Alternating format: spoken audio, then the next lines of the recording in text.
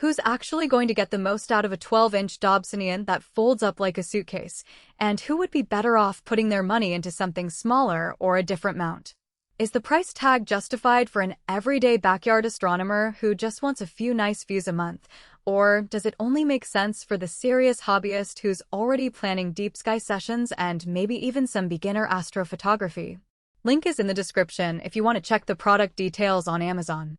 When you first see the SkyWatcher Flextube 300, the headline 12-inch collapsible Dobsonian with built-in Wi-Fi feels like a cheat code for anyone who's ever struggled with a massive tube that barely fits through a garage door. The first hesitation most of us have is the trade-off between that impressive 12-inch aperture and the reality of getting it out of the box, set up, and actually tracking objects without spending an hour wrestling with a massive mirror. I spent a weekend pulling the telescope out of its cardboard carrier, extending the tube, and letting the motorized GoTo system do its thing, just to see if the convenience promised on the spec sheet survived real-world use. The biggest practical strength of this telescope is the sheer light-gathering power of a 12-inch mirror. With a 94% reflective coating, planets like Jupiter and Saturn show crisp banding and cloud detail that a 6-inch scope simply can't match. On a clear, dark night, a casual user can point the telescope at a nebula and actually see enough structure to recognize it without needing a camera. The built-in SynScan GoTo database, which houses about 42,000 objects, means you don't have to memorize coordinates. The hand controller or the companion app on your phone will slew the scope with a few clicks. The Wi-Fi integration is a real time saver, no more tangled cords or plugging a laptop into a serial port.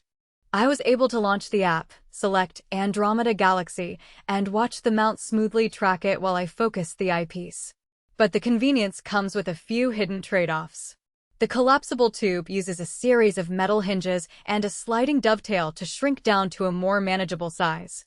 In practice, those hinges feel solid, but you do have to be careful not to force the tube past its limits, or you'll start hearing a faint flex that can degrade image steadiness, especially at higher magnifications. The whole system still weighs around 70 pounds, so while you can fit it into a standard car trunk, you'll need at least 2 people to lift it onto a decent altitude adjustable Dobsonian base. If you're planning to haul it up a hill or onto a roof for a quick look up, the weight becomes a real consideration. Another practical point is the alignment process. The SynScan system is designed for push-button alignment, yet the initial star alignment can take 10 to 15 minutes if you're in a light-polluted area. The Wi-Fi hand controller helps by allowing you to run a quick sky map on your phone, but you still need a clear view of a few bright stars. For someone who just wants to pop the scope out on a weekend and see the moon, that alignment time may feel excessive.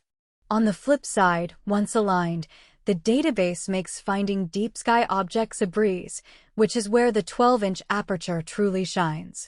So, who should buy this? If you already own a smaller Dobsonian or a refractor and feel limited by the amount of detail you can capture, the Flextube 300 is a clear upgrade. It's also a solid pick for families who want a wow factor during a backyard star party.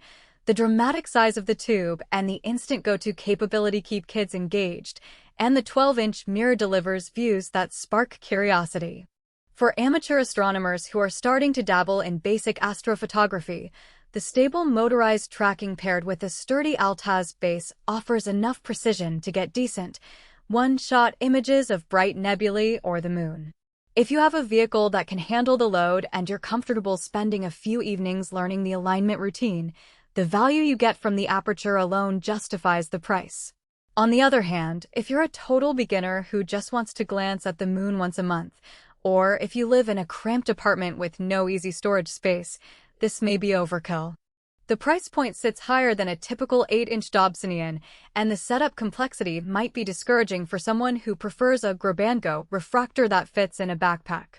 Also, if you're planning to travel light, say, for camping trips where you only have a small SUV, the weight and the need for a flat, stable surface could make it more hassle than it's worth. In those cases, a smaller, fully portable Newtonian or even a high-quality refractor could give you more flexibility without the bulk. Overall, the SkyWatcher Flextube 300 delivers on its promise of a large, powerful aperture wrapped in a relatively portable package.